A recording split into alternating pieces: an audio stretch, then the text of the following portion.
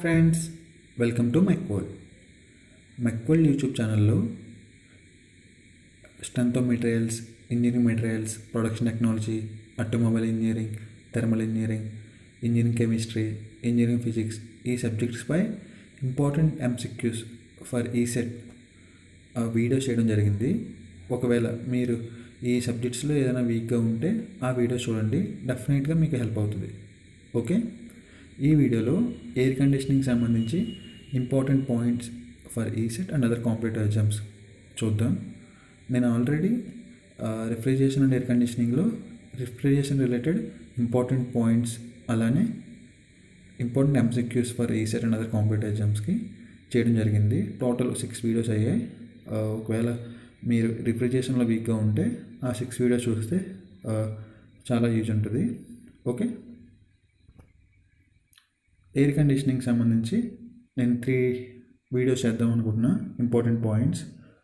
First వీడియోలో air కండిషనింగ్లో introduction, moisture properties చూద్దాం. సెకండ్ వీడియోలో సైక్రోమెట్రిక్ చార్ట్ గురించి చూద్దాం. థర్డ్ వీడియోలో some important psychrometric process and important points చూద్దాం. ఓకే, ఈ వీడియో ఫస్ట్ టాపిక్ డిస్కస్ చేద్దాం, అంటే ఎయిర్ కండిషనింగ్ యొక్క ఇంట్రడక్షన్, మాయిశ్చర్ యొక్క ప్రాపర్టీస్. ఓకే, ఎయిర్ కండిషనింగ్ యొక్క ఇంట్రడక్షన్. జనరల్గా ఎయిర్ కండిషనింగ్ అనేది హ్యూమన్ కంఫర్ట్ బేస్ చేసుకుని చేస్తారు. పేరులోనే ఉంది ఎయిర్ కండిషనింగ్ అంటే ఎయిర్ కండిషన్ చేస్తాం. ఓకే, హ్యూమన్ కంఫర్ట్కి డ్రైబుల్ టెంపరేచర్ అనేది 22.8 degree Celsius to 25 degree Celsius ఉంటే బాగుంటుంది. అది సమ్మర్లో అయితే 22 డిగ్రీ సెల్సియస్, వింటర్లో అయితే 20 degree Celsius. Okay, air relative humidity ఎంత ఉండాలంటే 60% to 80%. ఎయిర్ మూమెంట్ అనేది 5 to 8 మీటర్ పర్ మినిట్. అలానే ఎయిర్ అనేది ప్యూర్గా ఉండాలి, ఇంప్యూర్గా ఉండకూడదు. ఓకే, టోటల్ 4 ఫ్యాక్టర్స్పై హ్యూమన్ కంఫర్ట్ అనేది డిపెండ్ అవుతుంది. డ్రైబుల్ టెంపరేచర్, రిలేటివ్ హ్యూమిడిటీ, ఎయిర్ యొక్క మూమెంట్, అలానే ఎయిర్ యొక్క purity. Okay, next moisture properties. జనరల్గా మాయిశ్చర్ అంటే dry air plus water vapour. Okay, అంటే మనం బయట చూస్తున్న గాలి అంతా, బయట ఉన్న గాలి అంతా మాయిశ్చరే. ఎందుకంటే ఆ ఎయిర్లో డ్రై ఎయిర్ ఉంటుంది. డ్రై ఎయిర్ అంటే కేవలం air without water vapour. Okay, water vapour అంటే కాంపోజిషన్ ఉంటుంది కదా, నైట్రోజన్ 79%, 21% ఆక్సిజన్ అలా ఉంటుంది కదా కాంపోజిషన్, అది డ్రై ఎయిర్. దాంతోపాటు వాటర్ వేపర్ కూడా ఇంక్లూడ్ అయ్యి ఉంటే దాన్ని మాయిశ్చర్ అంటాం. ఓకే, ఇప్పుడు హ్యూమిడిటీ ఏంటంటే it is defined as the amount of water vapour in the moist air per unit mass of the dry air in a given volume. Okay, ఓ certain volume తీసుకున్నాం అనుకోండి, ఆ సర్టెన్ వాల్యూమ్లో water vapour ఎంత ఉంది per KG of dry air. Okay, మనం moisture తీసుకున్నాం కదా, ఆ మాయిశ్చర్ సర్టెన్ వాల్యూమ్ తీసుకున్నాం కదా, ఆ మాయిశ్చర్కి 1 kg డ్రై ఎయిర్కి ఎంత వాటర్ వేపర్ ఉంది, ఎంత క్వాంటిటీ వాటర్ వేపర్ ఉంది. Okay, this is also called specific humidity or humidity ratio. Okay, humidity ratio equal to mass of water vapour by mass of dry air. మనం already discuss చేసిందే in term of formula కింద చెప్పాం. Okay, MB/MA. దీన్నే మనం simplify చేసుకుంటే in terms of ప్రెజర్స్లో కూడా వస్తుంది. అదేంటంటే ఫైనల్గా 0.622 బై PV/PA. ఓకే, ఇక్కడ PV అంటే మనం ముందు చెప్పుకున్నట్టు మాయిశ్చర్ ఎయిర్లో డ్రై ఎయిర్ ఉంటుంది, అలానే వాటర్ వేపర్ ఉంటుంది. ఈ వాటర్ వేపర్ యొక్క ప్రెజరే PV. అలానే PA అంటే ఈ డ్రై ఎయిర్ యొక్క ప్రెజరే PA. క్లియర్ కదా? సేమ్ న్యూమరేటర్లో మనం మాస్ ఆఫ్ డ్రై ఎయిర్ అనుకున్నాం కాబట్టి, మాస్ ఆఫ్ వాటర్ వేపర్ అనుకున్నాం కాబట్టి ప్రెజర్ ఆఫ్ వాటర్ వేపర్. సిమిలర్గా డినామినేటర్లో మాస్ ఆఫ్ డ్రై ఎయిర్ అనుకున్నాం కాబట్టి pressure of dry air. Clear కదా? ఇప్పుడు దీన్నే ఎలా చెప్పాడంటే P మైనస్ PV అని చెప్పాడు. ఇక్కడ P మైనస్ PV అంటే నథింగ్ బట్ PA. యాక్చువల్గా P అంటే ప్రెజర్ ఆఫ్ మాయిశ్చర్. మనకు డాల్టన్స్ లా ప్రకారం మిక్చర్ ఆఫ్ గ్యాసెస్ ఉన్నాయనుకోండి, టోటల్ ప్రెజర్ ఏమవుతుందంటే ఇండివిజువల్ గ్యాసెస్ యొక్క ప్రెజర్ సమ్. ఓకే, సో ఇక్కడ మాయిశ్చర్ అనేది ఒక mixture of dry air and water vapour. So pressure of water vapour plus pressure of dry air equal to pressure of moisture. ఈ P అనేది pressure of moisture కాబట్టి ఆ P నుంచి pressure of water vapour తీస్తే pressure of dry air వస్తుంది. Clear కదా. ఇప్పుడు relative humidity అంటే ఏంటి? Okay, it is defined as the ratio of actual moisture present in the air to the maximum moisture the air can hold. Okay, ఇప్పుడు మనం తీసుకున్నాం కదా, ఒక సర్టన్ అమౌంట్ ఆఫ్ మాయిశ్చర్ తీసుకున్నాం కదా, అందులో ఎంత మాయిశ్చర్ ఉంది బై అదే మిక్చర్ శాచురేటెడ్ అయినప్పుడు, ఆ మాయిశ్చర్ శాచురేటెడ్ అయినప్పుడు ఎంత మాయిశ్చర్ ఉంటుంది అది కింద తీసుకుంటాం. క్లియర్ కదా. దీన్ని ఆర్హెచ్ అనే టర్మ్తో డినోట్ చేస్తాం. దీన్ని ఇంకోలా కూడా డిఫైన్ చేయొచ్చు. ఎలా అంటే ratio of mass of water vapour in air in a given volume at a given temperature to the mass of water vapor contained in the same volume at same temperature when the air is saturated. Relative humidity అంటే nothing but percentage ఉంటుంది అనమాట. అంటే టోటల్లో ఇప్పుడు saturated అంటే 100% అనుకో, అంటే saturated 100% కాబట్టి ఇక్కడ ఆ మాయిశ్చర్లో శాచురేటెడ్ ఎయిర్ అంటే మాయిశ్చర్లో maximum percentage of water vapour ఉంటే అది శాచురేటెడ్ ఎయిర్. అంతకంటే ఎక్కువ పర్సంటేజ్ ఉండదు. ఎంతైతే మ్యాక్సిమం ఉంటుందో అదే saturated condition.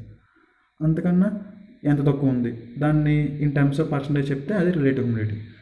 Okay, absolute humidity or vapour density.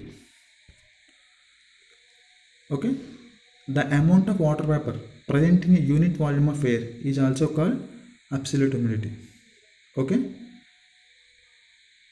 ఇక్కడ absolute humidity or vapour density అన్నాడు. ఇక్కడ డెన్సిటీ అనే టర్మ్ ఉంది కదా, డెన్సిటీ అంటే ఏంటి? Mass by volume. సేమ్ ఇక్కడ డెఫినేషన్ ఇక్కడ ఈ ఫార్ములాలో కూడా in terms of mass by volume ఉంటుంది. The amount of water vapour present in terms of mass in a unit volume of air in terms of volume. Clear కదా. అంటే amount of water vapour mass unit volume nothing but volume. Clear కదా. ఇలా గుర్తుపెట్టుకోండి. The water vapour present in the air is relatively small and there four it is also often measured in grain. ఇవన్నీ ఈ set point of వ్యూలో important కాదు, just చెప్తున్నాడు. పైన quantity అనేది గ్రెయిన్స్లో చెప్తామంట, ఎందుకంటే చాలా తక్కువ ఉంటుంది కాబట్టి. Okay, degree of saturation it is defined at the ratio of mass of water vapour present in 1 kg of air to the mass of water vapour present in 1 kg of dry air when the air is saturated. Okay, దీన్ని ఇంకోలా కూడా ఎలా అంటామంటే specific humidity అని ముందు define చేస్తాం కదా. Specific humidity కానీ humidity ratio కానీ హ్యూమిడిటీ కానీ ఈ మూడింటిని ఒకటే ఏదన్నా అనొచ్చు. దాని ముందు డిఫైన్ చేస్తాం కదా, mass of water vapour by mass of dry air. ఆ ఫార్ములానే ఇక్కడ డిగ్రీ ఆఫ్ సాచురేషన్ ఏంటంటే actual specific humidity by specific humidity when the air is saturated. Okay, clear కదా. ఇవి చాలా ఇంపార్టెంట్ ప్రాపర్టీస్, మాయిశ్చర్ యొక్క ఇంపార్టెంట్ ప్రాపర్టీస్. వీటి మీద బిట్స్ అనేవి ట్రిక్కీగా అడుగుతాడు. సో ఈచ్ ప్రాపర్టీ అనేది ఇన్డెప్త్గా ఎక్స్ప్లెయిన్ చేయడం జరుగుతుంది. Okay, the degree of saturation in measure of the capacity of air to absorb moisture. Okay, మనకి ఇలా కూడా అడగచ్చు. Dash is the measure of the capacity of air to absorb moisture, nothing but degree of saturation. Okay, dry bulb temperature. Dry bulb temperature nothing but ordinary థర్మోమీటర్తో measure చేసినప్పుడు వచ్చే టెంపరేచరే dry bulb temperature. Okay, దీన్ని TDB కానీ DBT కానీతో denote చేస్తాం. Wet bulb temperature.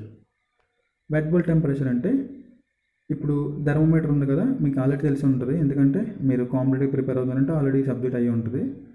ఒక థర్మోమీటర్కి wet విక్ ఆర్ క్లాత్తో దాని యొక్క బల్బ్ని చుట్టి ఒక 270 మీటర్/మినిట్ వెలాసిటీతో దాన్ని మూవ్ చేసినప్పుడు ఆ థర్మోమీటర్ చూపించే రీడింగే అక్కడ ఉన్న మాయిశ్చర్ యొక్క వెట్ బల్బ్ టెంపరేచర్. క్లియర్ కదా.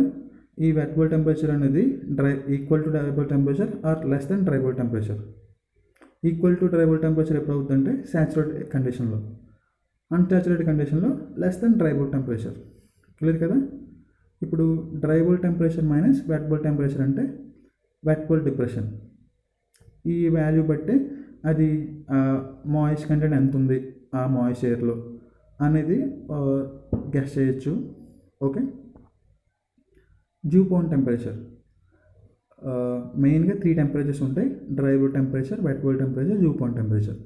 ఆల్రెడీ 2 టెంపరేచర్స్ చెప్పుకున్నాం. నెక్స్ట్ డ్యూ పాయింట్ టెంపరేచర్ ఉంది. Dew point temperature nothing but saturated temperature.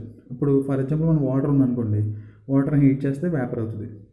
అంటే సర్టన్ టెంపరేచర్ వరకు, ఆ సాచురేట్ టెంపరేచర్ వరకు టెంపరేచర్ పెరుగుద్ది. ఆ తర్వాత టెంపరేచర్ పెరగకుండా పేజ్ అనేది చేంజ్ అవుతుంది, లిక్విడ్ టు వేపర్. ఓకే, అలా ఏ టెంపరేచర్ దాని తర్వాత అది వేపర్ అవుతుంది. ఓకే, ఇప్పుడు రివర్స్లో వచ్చాం అనుకోండి, అంటే ఒక గ్యాస్ ఉంది, water steam in form of steam ఉంది. ఆ స్టీమ్ కూల్ చేస్తున్నాం అనుకోండి, ఒక టెంపరేచర్ తర్వాత ఆ వేపర్ అనేది వాటర్ కింద కన్వర్ట్ అవుతుంది, అంటే లిక్విడ్ ఫేజ్లోకి చేంజ్ అవుతుంది. ఓకే, ఆ టెంపరేచర్ సాచురేటెడ్ టెంపరేచర్. ఇక్కడ saturated temperature dew point temperature ఒకటే. కాకపోతే ఇక్కడ మనం చెప్పుకునేది మాయిశ్చర్లో ఉన్న వాటర్ వేపర్ స్టీమే కదా, అంటే water in vapour form. So అది టెంపరేచర్ తగ్గినప్పుడు ఒక టెంపరేచర్ దగ్గర కండెన్స్ అవుతుంది. Condense in nothing but change of phase from gases state to liquid phase. ఇలా ఏ టెంపరేచర్ దగ్గర అవుతుందో అదే దాని యొక్క డ్యూ పాయింట్ టెంపరేచర్. క్లియర్ కదా. మనం బయట చూస్తాం కదా, బయట ఎయిర్లో ఫాగ్, స్నో ఇలా పడుతూ ఉంటుంది కదా. వీటన్నిటికీ రీజన్ ఏంటంటే బయట ఉన్న మాయిశ్చర్ యొక్క టెంపరేచర్ దాని యొక్క డ్యూ పాయింట్ టెంపరేచర్ ఈక్వల్ అయినప్పుడు, అర్థమవుతుందా, అంటే బయట ఉన్న మాయిశ్చర్లో వాటర్ వేపర్ ఉంటుంది కదా, ఈ వాటర్ వేపర్ యొక్క డ్యూ పాయింట్ టెంపరేచర్ కన్నా తక్కువ ఉన్నప్పుడు బయట ఉన్న టెంపరేచర్ స్నో కానీ ఫాగ్ కానీ బయట ఫామ్ అవుతుంది. Next enthalpy. సెన్సిబిలిటీ. ఎంథాల్పీ అంటే నథింగ్ బట్ కాన్స్టెంట్ ప్రెజర్ ప్రాసెస్లో enthalpy nothing but heat. Okay, ఇక్కడ డ్రై ఎయిర్ ఉంది, అలానే వాటర్ వేపర్ ఉంది. అంటే డ్రై ఎయిర్ అనేది ఎయిర్కి ఒకే హీట్ ఉంటుంది, సెన్సిబుల్ హీట్, ఎందుకంటే టెంపరేచర్ కంటిన్యూస్గా రైజ్ అవుతుంది మన హీట్ యాడ్ చేసే కొద్దీ. ఓన్లీ వన్ పేజ్ ఉంటుంది కదా, సో డ్రై ఎయిర్కి సెన్సిబుల్ హీట్ ఒకటి ఉంటుంది. అదే వాటర్ వేపర్కి సెన్సిబుల్ హీటు, లేటెంట్ హీటు.